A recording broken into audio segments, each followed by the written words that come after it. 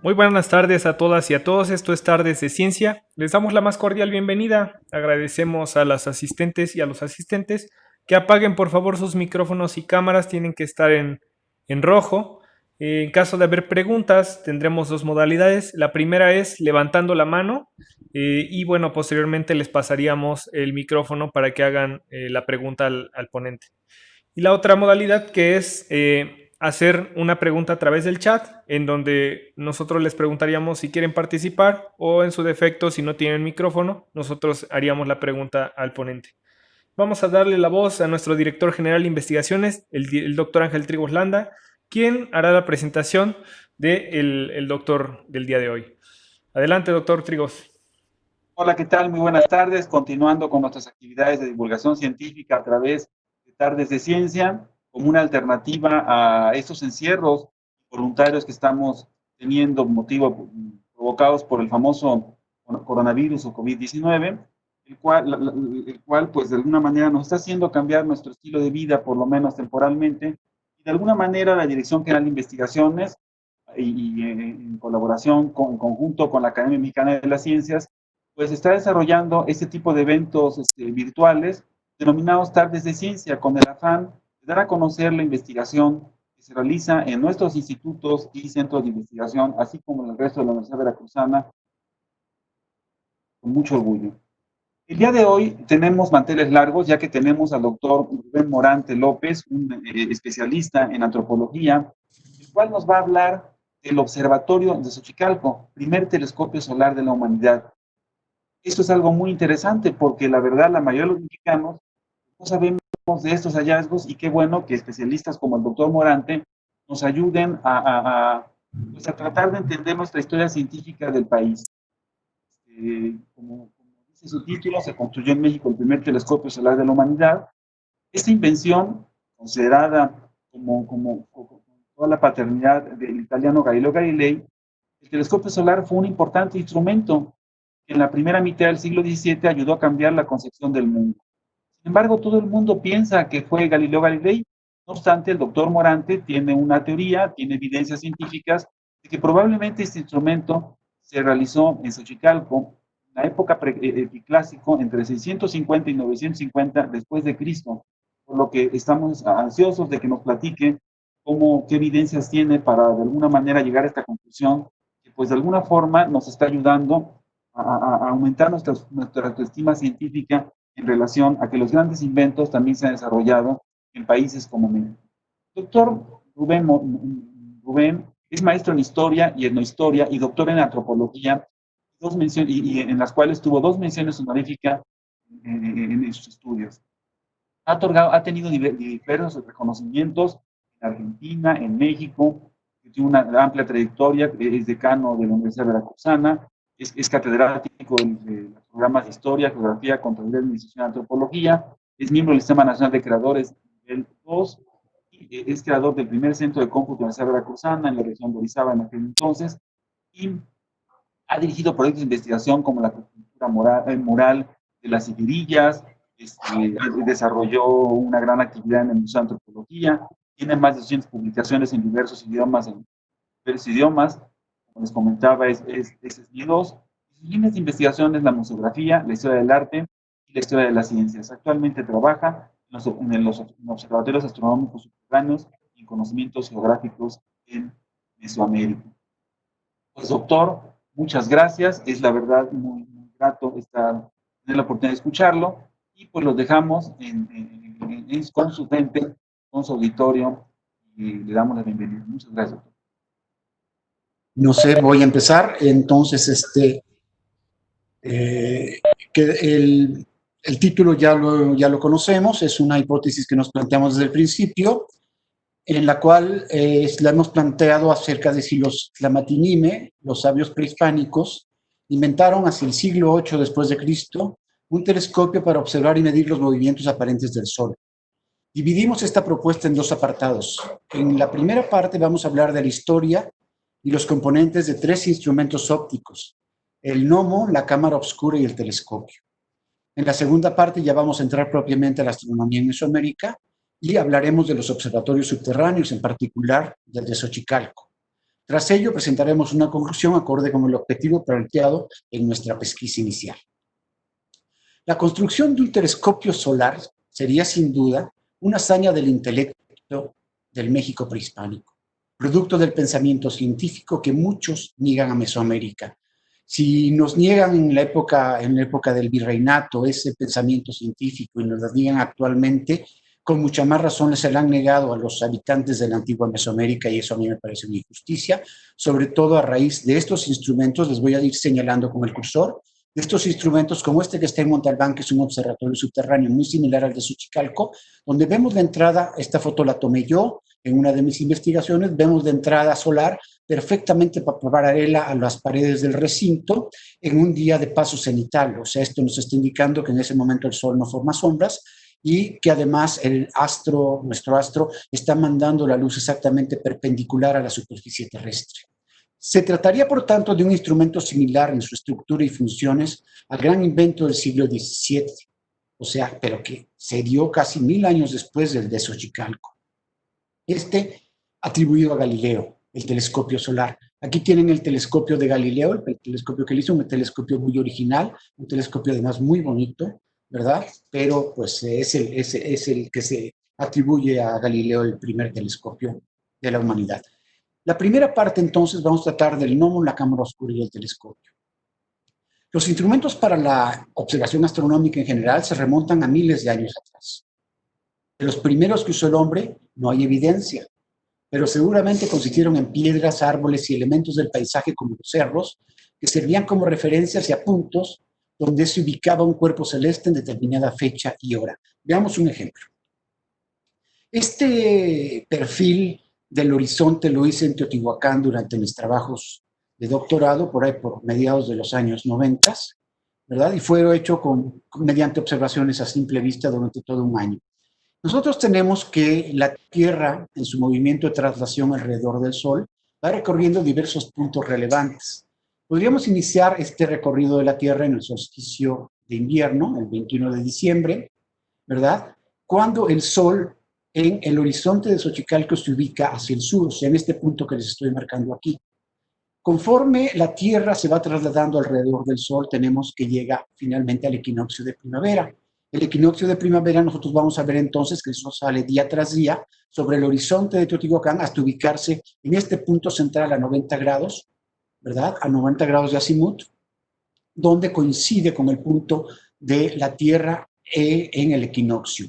Después la Tierra sigue alrededor del Sol aproximadamente a mitad del año, 186 días después. Llegamos al solsticio de verano en el norte, solsticio de invierno en el sur, por supuesto, y entonces el Sol se sigue trasladando aparentemente todos los amaneceres hasta llegar a este otro punto extremo, que es el punto que es donde nace en el solsticio de verano. Ha pasado medio año y a partir de aquí el Sol regresará aparentemente, por supuesto, sobre el horizonte hasta el otro equinoccio, el equinoccio de otoño, donde se volverá a ubicar sobre el Cerro Colorado Grande y regresará a estos puntos del Cerro de las Mesas Quebradas en el solsticio de invierno. En este momento habrán transcurrido 365.2422 días, que es lo que se conoce como el año trópico. Nosotros tenemos un año de 365 días, pero cada 4 años aumentamos un día debido precisamente a que ese día compensamos este punto 2422 multiplicado por 4, es casi un día más que tenemos que aumentar, y eso se conoce como la corrección por tipo bisiesto. Los primeros instrumentos usados para la observación al Sol a través de la proyección subrayos o de la sombra de un cuerpo sobre la superficie terrestre los hemos dividido en gnómones. Los gnómones, estos son los primeros, en gnómones de luz y gnómones de sombra. Eratóstenes de Cirene, ya por el siglo III a.C., usó ambos en esta maravilloso logro del intelecto humano de los griegos, cuando vio que en Alejandría un gnómon de sombra hecho a través de un obelisco mandó la sombra a 7.2 grados de la superficie terrestre. Ese mismo día era un día del solsticio de verano. El Sol entró exactamente vertical en un gnómon de luz, que es este pozo que estaba en Siena, hoy es Asuán, que casi está sobre el trópico de Cáncer. Por eso en ese momento el Sol entra vertical en el pozo, porque precisamente en el solsticio de verano el Sol entra con rayos verticales sobre la Tierra, o sea, 90 grados de la Tierra, ¿verdad? Y entonces por eso logró entrar al pozo. Esto le sirvió para calcular de manera magistral, por supuesto, lo que es la circunferencia de la Tierra. Él midió la distancia física entre los dos puntos, ¿verdad? Entre Siena y Alejandría, donde estaba el obelisco, y se dio cuenta que eran 5.000 estadios de distancia y que 7.2 es aproximadamente la 50ª parte de un círculo de 360 grados. Por una simple regla de 3, multiplicó 50 por 5.000 y le dio 25.000 estadios. Y dijo que la circunferencia de la Tierra medía 25.000 estadios. Un estadio más o menos equivale a 1.600 metros, y entonces calculó la circunferencia de la Tierra en 42 kilómetros, en 42.000 metros. En 42.000 kilómetros, perdón, 42.000 kilómetros la circunferencia de la Tierra, lo cual es una medición muy aproximada a la que tenemos hoy en día. El gnomon de sombra que más conocemos es precisamente el reloj de sol. Aquí tenemos un ejemplo de un reloj de sol. Muchísimos conocemos los relojes de sol. Las cámaras oscuras son en realidad gnomones de luz. Tenemos aquí un esquema que es hecho de una cámara oscura. En la cámara oscura nosotros tenemos un objeto iluminado que a través de un orificio se proyecta a un lugar oscuro, de ahí el nombre de cámara oscura, a un cuarto oscuro, a una cámara oscura, y se proyecta de manera inversa, o sea, se proyecta al revés, proyecta la imagen al revés porque hay una distorsión de los rayos ópticos. Por eso está que se conoce como la óptica geométrica, se ocupa de todas estas distorsiones a través, como la que se da a través de este orificio. Tenemos ya aquí un punto focal, tenemos un plano nodal, que es donde se ubica la imagen, y entre estas tenemos la distancia focal. Se ha considerado que las más tempranas observaciones a través de ellas se dieron con las entradas solares hacia el interior de cuevas o construcciones humanas muy primitivas, sin lugar a dudas, y seguramente en algunas de ellas de manera totalmente accidental. Por eso se consideraron a veces como la evidencia de la presencia de espíritus y dioses.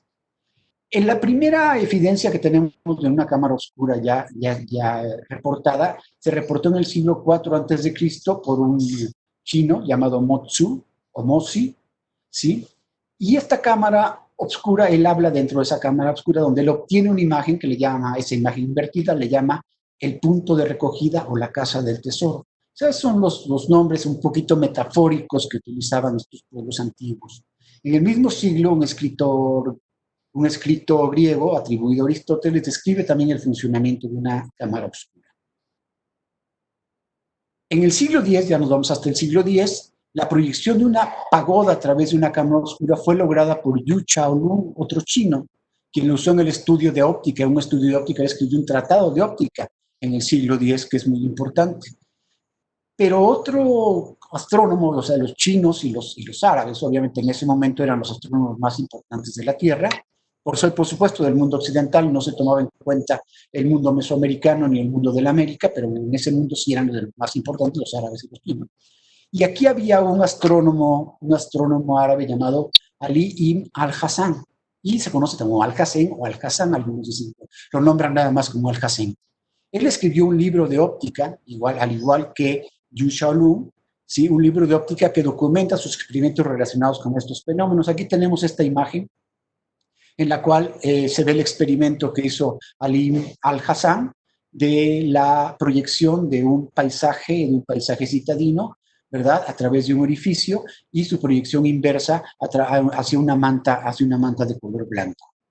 Los usos de la cámara oscura. Básicamente queremos dividir los usos de la cámara oscura en tres. Primero, los usos científicos, que son usos médicos, ópticos y astronómicos, principalmente los usos artísticos, como es en pintura y en fotografía, y los usos turísticos. Esos usos turísticos se dan, por ejemplo, en las Torres de Tavira en Cádiz, en España, y en La Habana Vieja, en Cuba, donde también tienen una torre habilitada para proyectar mediante un periscopio, que es un espejo en 45 grados hacia un orificio, y de ahí se proyecta hacia una cámara donde están los turistas, y mediante el movimiento del periscopio, pueden ver desde las alturas toda la ciudad y reconocer los distintos sitios de la ciudad. Entonces los turistas visitan estos lugares tanto en Tavira como en La Habana Vieja en Cuba. Los usos artísticos, aquí tenemos dos ejemplos de usos artísticos. El primero, pues es muy medieval, más bien renacentista, donde vemos a un pintor recogiendo una imagen invertida de un paisaje y pintándola sobre un lienzo, ¿verdad? En el punto de recogida que le llamaba el astrónomo chino. Entonces, aquí lo tenemos pintando y posteriormente se usaron unas cámaras mucho más parecidas a las cámaras fotográficas, ya con un lente, donde se proyecta también sobre un espejo a 45 grados y de ahí a un cristal esmerilado, se proyectan las imágenes y el artista, bueno, ya puede dibujar como si calcara en un papel transparente, como si calcara la imagen que se está viendo. Otro uso artístico es obviamente a partir de la fotografía. El descubrimiento del bromuro de plata en el siglo XIX permitió que se fijara la imagen de una cámara oscura al fondo de la misma. Entonces se ponía una placa tratada con bromuro de plata y esa imagen, que era sensible a la luz, ya se grababa con esto, después se procesaba, se revelaba y ya se obtenía esa imagen, se almacenaba. O sea, hay una lente, la lente de la cámara, un control de la exposición, una captura de la imagen como cámara oscura y un almacenamiento de la imagen a través de esta placa o vidrio tratado con el bromuro de plata. Es exactamente el mismo funcionamiento de la cámara fotográfica digital actual. También tenemos una lente, un control de la exposición, se captura la imagen, nada más que ahora no se manda a almacenar en una placa de bromuro con bromuro de plata, sino que se manda a almacenar pues, en la primera parte de un monitor y luego se almacena mediante píxeles en la memoria de la cámara. En la Facultad de Fotografía de la Universidad Veracruzana tenemos que es una facultad de gran prestigio a nivel nacional, ¿sí? Y es pionera en el uso del estenopo. La cámara oscura también puede ser llamada estenopo. Se le llaman la fotografía estenopeica. Desde la llegada del artista plástico Carlos Jurado, maestro de una maestra actual de la Facultad de Fotografía que se llama Citlali González, la maestra Citlali, construye sus propias cámaras oscuras y ella captura las imágenes. Veamos algunas de ellas. Aquí está el tuit de la maestra, por si alguien quiere comunicarse con ella, de la maestra Citlali González. Y esta es una de sus fotografías, son fotografías muy etéreas, son como las pueden ver, son fotografías que a mí me gustan mucho, son muy etéreas, muy mágicas para mi modo de ver. Entonces, ella tiene grandes trabajos en esto que a mí me parecen fascinantes. Saludos a la maestra Citlali si me está escuchando. El uso científico, vamos a entrar entonces al último uso del que vamos a tratar aquí. En oftalmología, desde Alcácer en el siglo XI y pasando por Leonardo da Vinci en el siglo XV, la cámara oscura permitió entender el funcionamiento del ojo y tiempo después permitimos, gracias al funcionamiento del ojo, desde comprenderlo, permitimos diagnosticar y corregir algunos defectos visuales, como es la miopía y otros, ¿sí? Porque el ojo opera exactamente como una cámara oscura, tiene una pupila que opera como el diafragma de la cámara, tenemos aquí una cámara, como el diafragma de una cámara de fotografías. También el ojo proyecta la imagen invertida, sin embargo el cerebro está ya adaptado para que esa imagen la veamos de manera correcta, ¿verdad? Pero es lo mismo que una cámara de fotografía, que una cámara oscura. Entonces, la cámara oscura nos permitió desde el siglo XI entender el funcionamiento del ojo. En astronomía, tenemos que en 1468, Paolo del Pozzo Toscanelli, un italiano, perforó un orificio, veamos esta imagen, un orificio en la base de la cúpula del Duomo de Florencia, de Santa María de la Fiore, también se conoce, o la Catedral de Florencia. Aquí en la base, este es uno de los escritos que se han hecho durante el medioevo, durante finales del medioevo, principios del Renacimiento, de este experimento de Paolo del Pozzo Toscanelli, donde se ve el sol mandando sus rayos al fondo, ¿no?, de lo que es la llamada Capilla de la Cruz. Nosotros tuvimos la oportunidad de visitarla hace años, los padres de allí nos permitieron entrar hasta esta capilla. No lo hicimos en el solsticio de verano, que es cuando normalmente la abren, pero la pudimos observar. ¿Y cuál es la importancia de esto? Es que en el piso de esta Capilla de la Cruz se hizo un círculo donde se ve el círculo del sol ¿verdad? Que tiene que hacer un registro con el círculo que se proyecta del Sol desde la cúpula. Entonces aquí está el círculo del Sol y de acuerdo con el desplazamiento de este círculo se veían los movimientos de un solsticio de verano a otro, los movimientos muy finos que se deben a un movimiento de la Tierra que se llama la precesión y que se conoce como la precesión de los equinoccios. Ello les permitió perfeccionar las tablas alfonsinas, o fueron unas tablas hechas en la Universidad de Salamanca por Alfonso X, el Sabio, en el siglo XIII. Ya se tenía una medición de la precesión de los equinoccios en estas tablas, que claro, Alfonso X aprovecha sobre todo los conocimientos de los árabes en el siglo XIII, que eran los grandes astrónomos de aquellas épocas del medioevo, como ya lo dijimos. Entonces, de acuerdo con esto, se le ha llamado el instrumento astronómico más adelantado y el primero de la humanidad. Uno de los que lo dice es el historiador de la astronomía, Giorgio Betti, también de origen italiano. Las cámaras oscuras también se han utilizado, y aquí hablamos del astrónomo Frisius, un astrónomo flamenco, que estaba en ese momento en Lovaina, ¿sí? Este astrónomo estaba en Lovaina y ya él logró, a través de una cámara oscura, de modo indirecto, observar un eclipse solar, el eclipse que se dio el 24 de junio de 1544. Como nos dice aquí, está este escrito del propio Frisius del año de 1544 precisamente. El telescopio, vamos a entrar al último instrumento que quería yo ver, ya vimos la cámara oscura, ya vimos el gnomon, ahora vamos a ver el telescopio. La cámara oscura sin duda fue el invento que inspiró y antecedió al telescopio. Ya vimos esta cámara oscura anteriormente, ahora veamos el telescopio. Ambos tienen planos nodal focal, así como una distancia focal. Punto nodal, punto focal, plano nodal, distancia focal. También esta tiene la entrada de luz a través de un punto focal, un ocular, que es el plano nodal, y la distancia focal. La diferencia estriba en que telescopio usa lentes, aquí tienen un lente y aquí tienen otro, Galileo usó lentes entre el punto nodal y el plano focal. El telescopio de Galileo, ya lo vimos al principio, quiero que lo hagamos más grande porque es muy hermoso, ¿sí? Acompañó un cambio de ideas acerca de la Tierra y el sistema solar. El gran cambio en la mentalidad humana que se dio a principios del siglo XVI. Concretamente, Galileo hace sus investigaciones en el año de 1610. El telescopio lo inventa en 1609, pero la mayor parte de sus investigaciones las hace en 1610. Es realmente una revolución, no solamente científica, sino también una revolución en las ideas acerca del mundo, cuando se cambia la teoría heliocéntrica, se cambia la teoría geocéntrica por la teoría heliocéntrica. Ya la Tierra deja de ser el centro del sistema solar y se empieza a pensar que realmente es el Sol el centro del sistema solar. Hoy sabemos que tampoco es el Sol el centro del universo, pero en ese momento pues era la teoría heliocéntrica como el Sol como centro del sistema solar.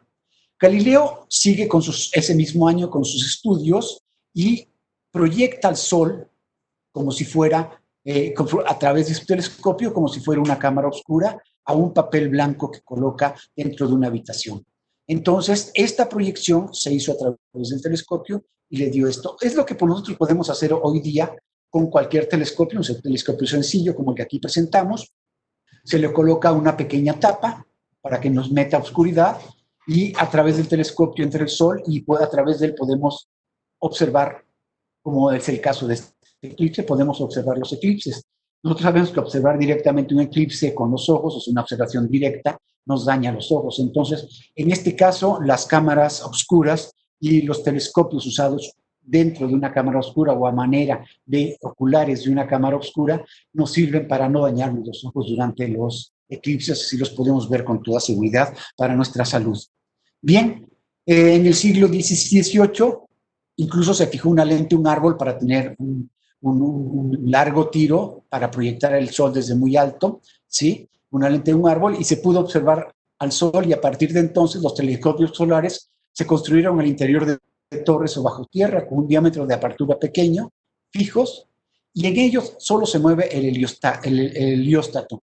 Tal es el caso de la Torre de Einstein, que es el primer telescopio solar construido específicamente para ello en el año de 1922 en Potsdam, Alemania, que es este. Aquí tenemos el helióstato, que es el que se mueve para seguir al Sol en la parte alta de la torre. De allí, mediante un espejo a 45 grados, se proyecta la imagen hacia una cámara en este interior y mediante otro espejo más se puede proyectar hacia el fondo de una cámara. Entonces, esto es lo que permitió estudiar al Sol y sobre todo las manchas solares, las cuales es muy importante estarlas estudiando.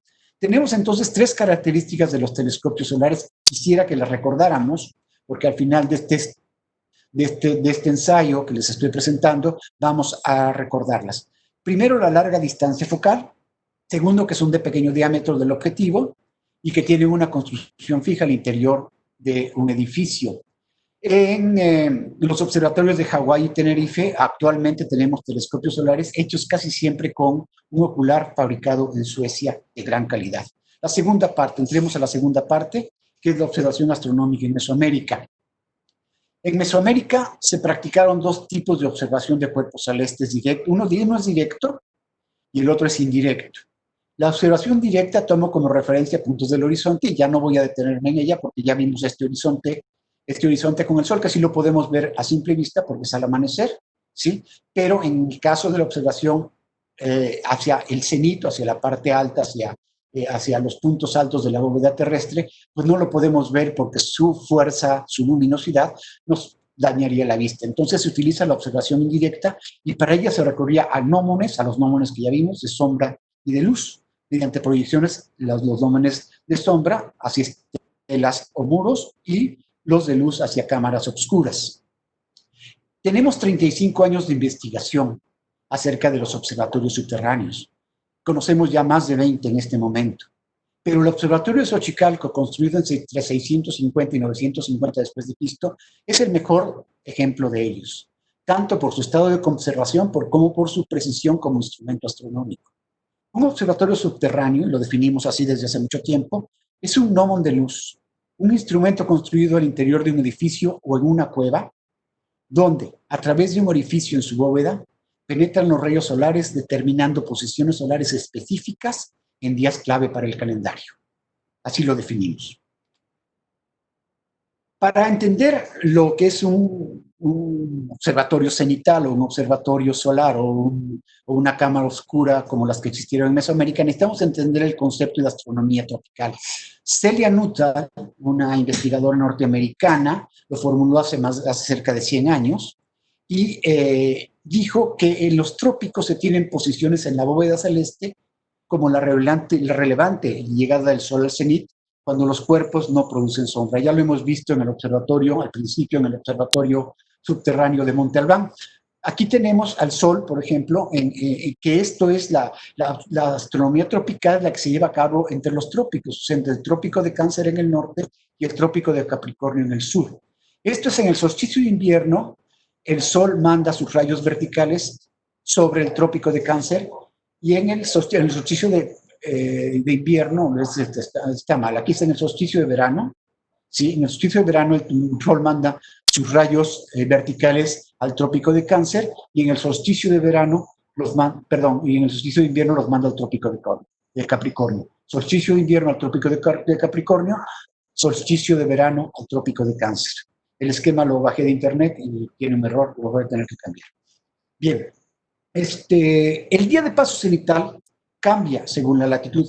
Si bien tenemos que en el trópico de Cáncer se da en el solsticio de verano, en el Ecuador se da exactamente el día del equinoccio, en los 2 equinoccios, ahí tenemos la entrada vertical, o sea, la posición vertical del Sol, y en el solsticio de invierno lo tenemos vertical en el trópico de Capricornio, pero dependiendo de la latitud de un sitio, en los trópicos tenemos distintos días para el paso cenital. Por ejemplo, en Xochicalco el paso cenital es el 14 de mayo, porque la declinación solar de ese día es 18.8 y la latitud norte de Xochicalco es 18.8. Entonces, cuando se iguala la latitud de un sitio con la declinación solar, los rayos pegan verticales, los rayos del Sol pegan verticales en ese sitio. Tajín, veamos el ejemplo de Tajín. Tajín, por ejemplo, tiene una latitud de 20.5 grados norte, a diferencia de Xochicalco que dijimos que era 18.8. Tajín está un poquito más cerca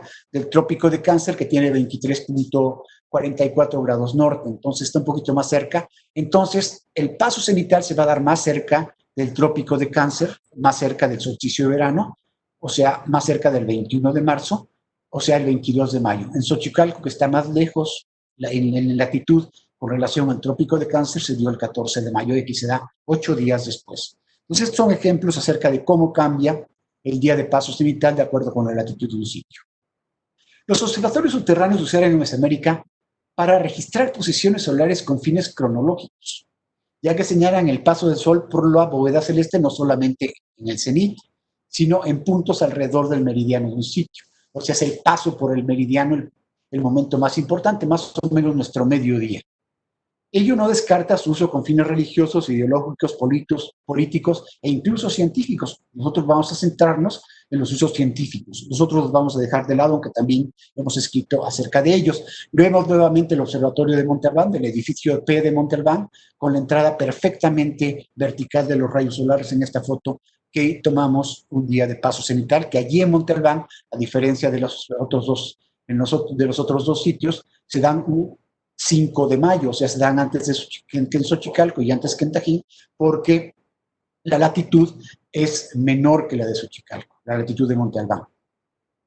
La ciudad prehispánica de Xochicalco, quiero hablarles dos cosas acerca de ella. Primero, fue construida sobre una serie de colinas a 16 kilómetros de Cuernavaca, México. Está más o menos al suroeste de Cuernavaca, 16 kilómetros al suroeste. Xochicalco fue ocupado entre los siglos 7 y 10 y tuvo entre 10 y 20 mil habitantes. Cuenta con numerosos edificios, entre los que más se conocen es, por supuesto, este hermosísimo templo, el Templo de las Serpientes Emplumadas, y es el que más ha llamado la atención por estas serpientes que se ven.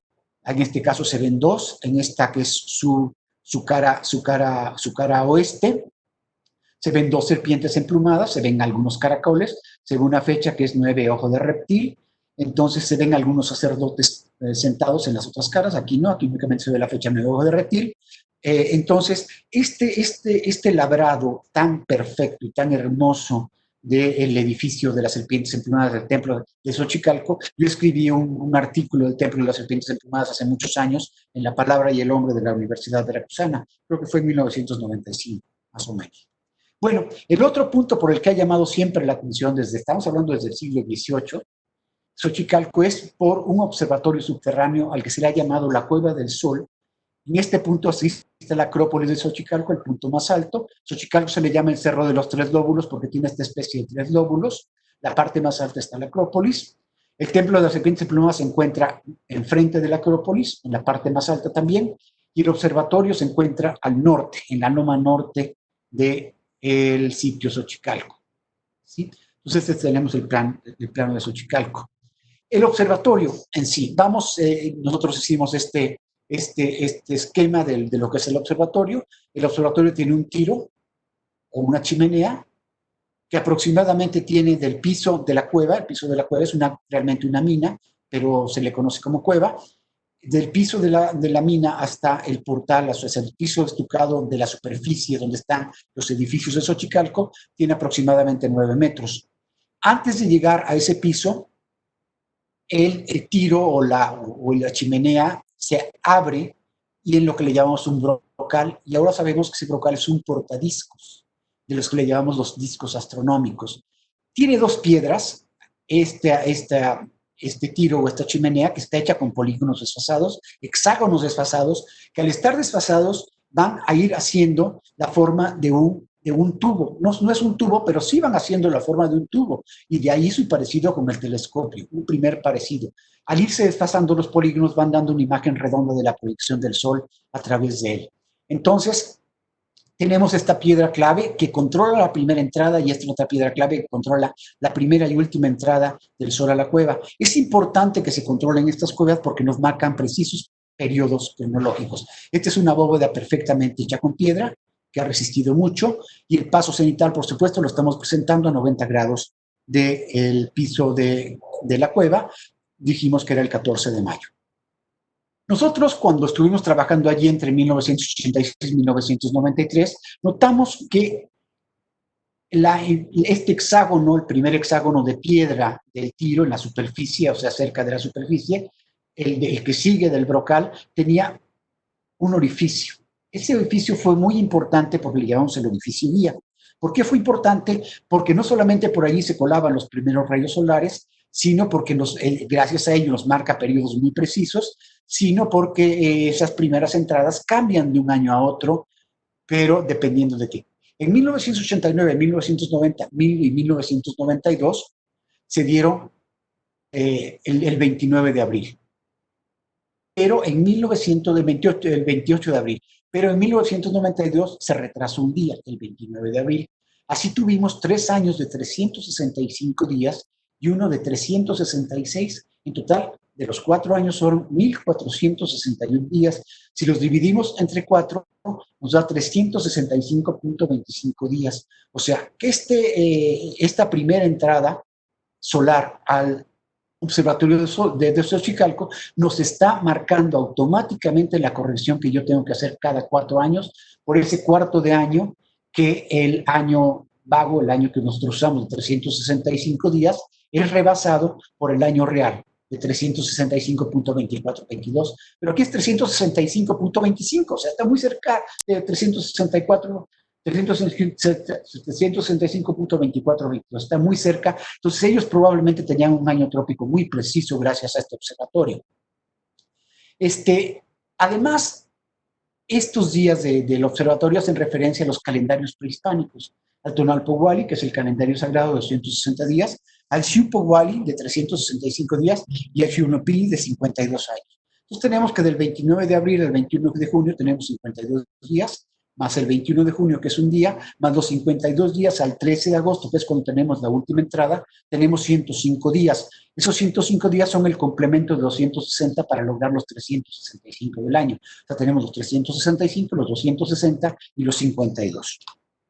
Los discos astronómicos. Los discos astronómicos se excavaron entre 1993 y 1994 y se encontraron todos cerca de la boca del tiro del observatorio. Son al menos 13 y fueron producidos en 2 tamaños. 10 con 54.5, que son los grandes, les llamo los discos grandes, ¿sí? Casi con cuatro orificios en los lados, un orificio en el centro, igual que el otro, y 3 con un menor diámetro, que son de 29.5 centímetros. Estos discos cupieron perfectamente en el brocal, o sea que fueron utilizados para controlar las entradas de sol hacia el interior del tiro del observatorio, ¿sí? Entonces, usamos el año del 2017, usamos el disco original para colocarlo aquí y con él hicimos las siguientes observaciones. Bueno, que verán que los 2 discos grandes que los únicos 2 que se conservan completos son del mismo diámetro, tienen el mismo diámetro también en su circo interior. Sin embargo, uno de ellos, que le llamo el disco del museo porque está exhibido en el Museo de Sitio Xochicalco, se obturaron algunos de sus orificios. Fíjense, se obturaron 4 orificios de los que tiene. Estos se obturaron por parte de los xochicalcas. Bien, fíjense que es con cerámica como lo están obturando, y se obturó un quinto, pero luego se arrepintieron. Este es el que coincide con el edificio guía, o sea, que es el que nos permite colocar en dirección norte-sur, además de esta línea, nos permite colocar en dirección norte-sur estos discos. Entonces es extraordinario entonces este orificio guía, que nos sirvió también y que coincidió con el de los discos.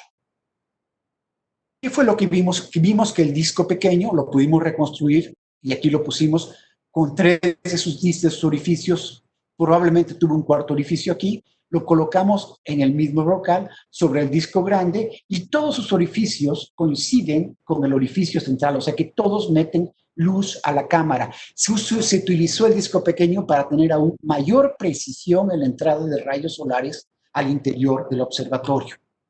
Aquí tenemos fotos de las primeras entradas, la del 29 de abril, muy pequeña, el 30 de abril, debido a que la declinación solar se hace mayor, o sea que el sol se acerca más al solsticio de verano, o al norte, ¿verdad? Tenemos ya una figura más grande y se hace ya completamente redonda de acuerdo con la forma del orificio que proyecta la luz. Entonces, se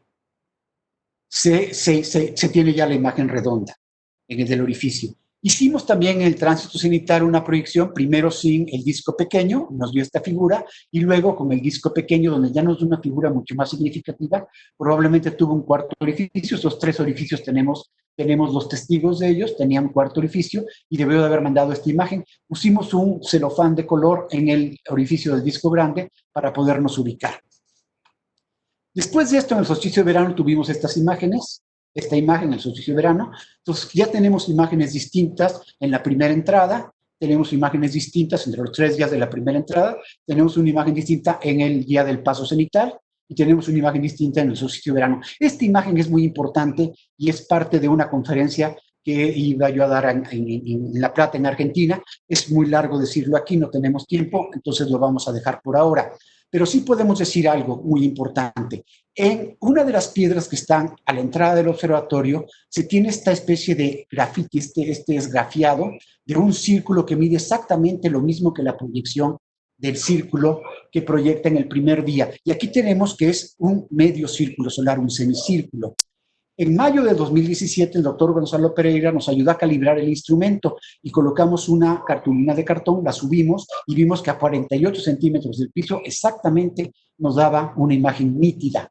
Este círculo que está proyectando desde el disco astronómico en el observatorio. La piedra, esta piedra que tiene este registro, fue removida, pero como probablemente era parte de un altar y tiene 48 centímetros, o sea, lo mismo que tiene desde el piso para calibrar exactamente la imagen. Entonces, probablemente los Xochicalcas tenían un altar que daba a 48 centímetros con esta piedra, del que formaba parte de esta piedra, y ese altar le servía para tener un registro de las entradas solares con toda precisión. El observatorio de Xochicalco tengo una propuesta para la observación in situ. Permitió que las entradas de rayos solares no entran totalmente el sol, porque es una parte del sol únicamente la que alcanza en la primera entrada solar. Solamente se proyecta entonces un semicírculo, y aquí tenemos al sol proyectando el círculo sur hacia el altar hipotético donde estaba la piedra con el registro. Sí, esta es la primera lectura. El altar es hipotético, pero probablemente existió.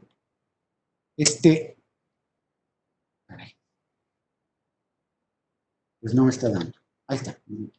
Bueno, la proyección durante las primeras entradas, pues la tenemos así, la tenemos registrada. Cada vez se va haciendo menor con el disco, cada vez se va haciendo menor. 365 días después, estamos proyectándolo en 2016. 365 días después, se va haciendo menor. La declinación solar va disminuyendo, pero cada vez se va haciendo menor. 365 días, menor 365 días, y si no corregimos, desaparece la proyección. Entonces nos está indicando que tenemos que corregir. Si corregimos, o sea, si en lugar de aumentar 365 días, aumentamos 366 aquí, tenemos que regresa a la misma imagen que se vio acá. Entonces, también con los discos solares, con los discos astronómicos, nos está dando automáticamente el cambio. Vamos a compararlo entonces con el instrumento de Galileo. Tenemos en Florencia, en el siglo XVII, el instrumento de Galileo proyectando el Sol a través de un tubo que es el tubo de su telescopio. Tenemos a Xochicalco proyectando el Sol a través de un tubo que es el tubo de su chimenea. Y tenemos aquí el punto distal, tenemos el punto nodal, tenemos el punto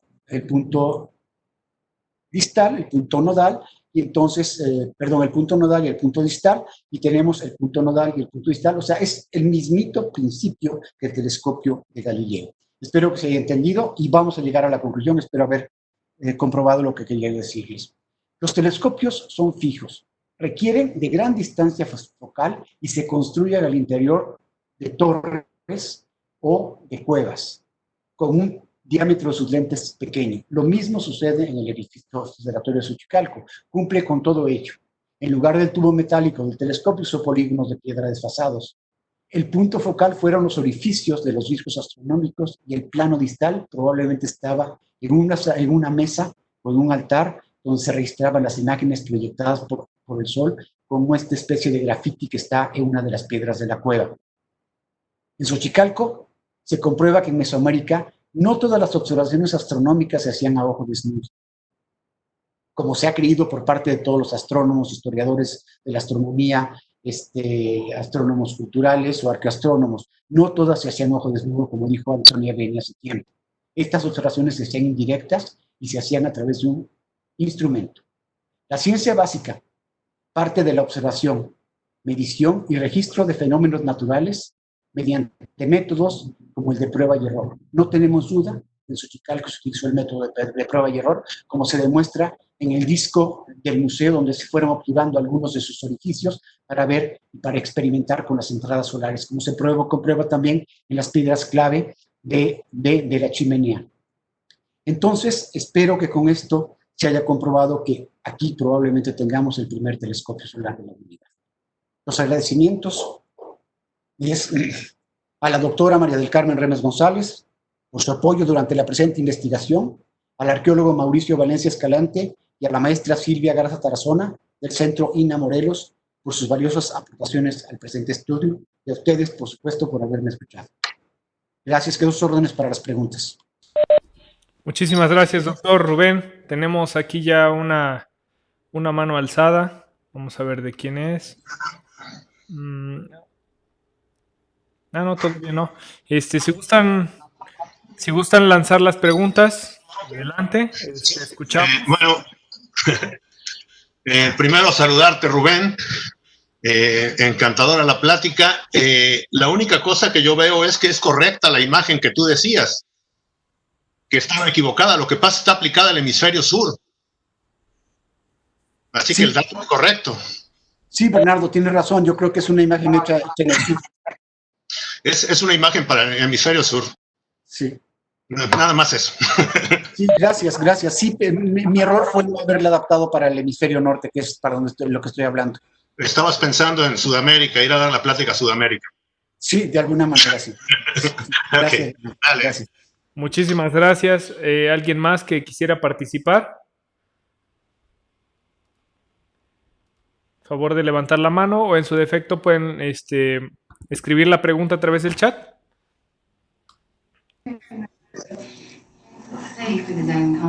Adelante. ¿Lo escuchamos? Rubén, José Ramón Galán, la verdad es felicitarte porque es un verdadero honor oírte con la profundidad y con el conocimiento que tienes de esto que queremos tanto en México. Y la verdad, con gran admiración te digo que lo vi con mucho entusiasmo y quisiera ver la posibilidad de tener copia de esto que acabas de presentarnos. José Ramón, gracias, qué gusto verte de nuevo. Te voy a mandar, si me mandas tu correo electrónico, lo tengo, lo tienen todos los compañeros, pero sí. Si me mandas tu correo electrónico, te mando 3 artículos más o menos. Perfecto. Te los mando en completos, que es mucho más completo de lo que dije ahorita. Perfecto, Rubén. Yo ya tengo tu mail y de verdad mis respetos a una gente tan profesional como tú, que debemos estar orgullosos los mexicanos de que haya gente como tú. Felicidades, Rubén, y gracias. Muchísimas gracias. Te mando un abrazo, José Ramón. Igualmente, Rubén. También tenemos el comentario de Gabriela F. Bueno. Fue muy interesante. Felicidades. Saludos desde Europa, Austria. Entonces también tenemos ahí gente que nos acompaña. ¿Quién más le gustaría participar? Si gustan escribir por el chat o si gustan habilitar el micrófono, adelante. Los escuchamos. De HP no sabemos quién es, pero si gustas habilitar tu micrófono para que nos des tu comentario.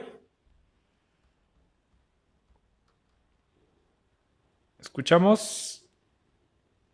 Tiene que estar en gris el micrófono para que te podamos escuchar. Bueno, dice muchas gracias por tan interesante disertación, el doctor Rubén. Un gran abrazo.